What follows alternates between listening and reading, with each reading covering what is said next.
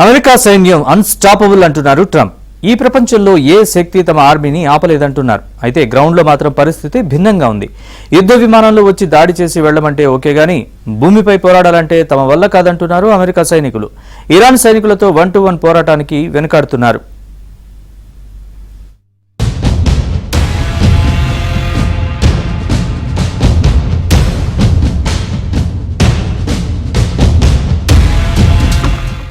Operation epic fury కొనసాగుతుంది. America సైన్యాన్ని ఎవరూ ఆపలేరు. ఇరాన్ నేవీ, వైమానిక దళం నాశనమయ్యాయన్నారు ట్రంప్. అయితే ఇరాన్ మాత్రం అంత సీన్ లేదని, అమెరికా పదాతి దళం వస్తే తమ సత్తా ఏంటో చూపిస్తామంటోంది.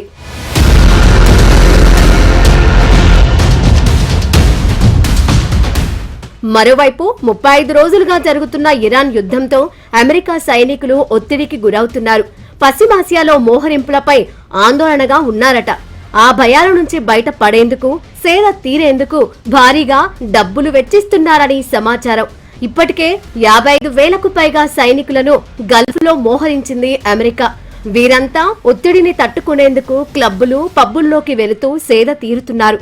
ఇందుకోసం భారీగా డబ్బు ఖర్చు చేస్తున్నారు.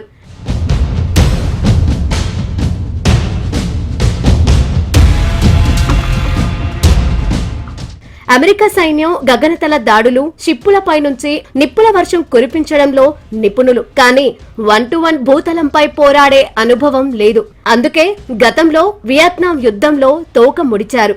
అటు అమెరికా సేనల కోసం తమ దళాలు కాచుకు కూర్చున్నాయని, నిప్పుల వర్షం కురిపిస్తామని ఇరాన్ ప్రకటించింది.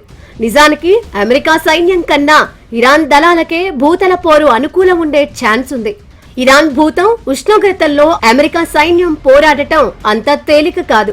అది ఇరాన్ కు వెన్నతో పెట్టిన విద్య. సైన్యము ఇరాన్ చిన్న దేశం కాదు.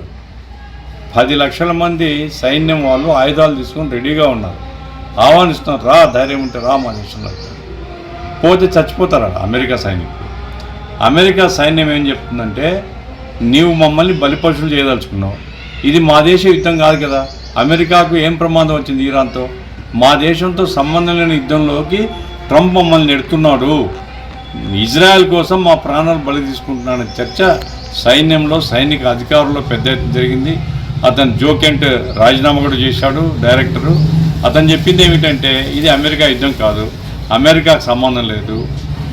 కాబట్టి ఇజ్రాయెల్ కోసం ఇంత పెద్ద దేశము ఇంత కష్టాలకు లోనై మనం పోవాల్సిన పని లేదు అనేటువంటి ఆయన అభిప్రాయం. ఇదే అభిప్రాయం సెనేటర్లు చాలా మంది చెప్తున్నారు. గల్ఫ్ లో 57,000 మందికి పైగా సైనికులను మోహరించినప్పటికీ 13కు పైగా సైనిక స్థావరాలు ధ్వంసం చేసింది ఇరాన్. కీలకమైన అవాక్స్ విమానం దెబ్బతినడం పెద్ద ఎదురు దెబ్బ. ఇరాన్ హెచ్చరికలు, నిరంతర క్షిపణి దాడుల నేపథ్యంలో సౌదీ వంటి గల్ఫ్ దేశాలు వెనక్కి తగ్గుతూ ఉండటంతో అమెరికా వ్యూహాత్మక సంక్షోభంలో పడింది. అమెరికా సైనికుల భయం కూడా ఇదే. దాడులు చేసి రమ్మంటే అమెరికా సైన్యం ముందుంటుంది. కానీ 1-to-1 పోరాడితే ప్రాణాలు కోల్పోయే ఛాన్స్ ఎక్కువ. అందుకే ట్రంప్ హూకరిస్తున్నా అమెరికా సైన్యం మాత్రం కదలడం లేదంటున్నారు విశ్లేషకులు.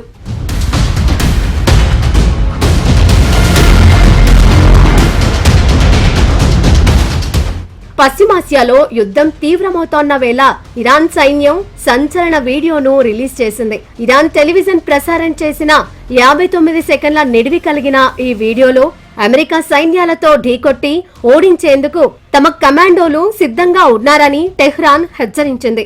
ఇరాన్ సైనికులు పూర్తిస్థాయి యుద్ధానికి సిద్ధంగా ఉన్నారనేది తెలిపింది.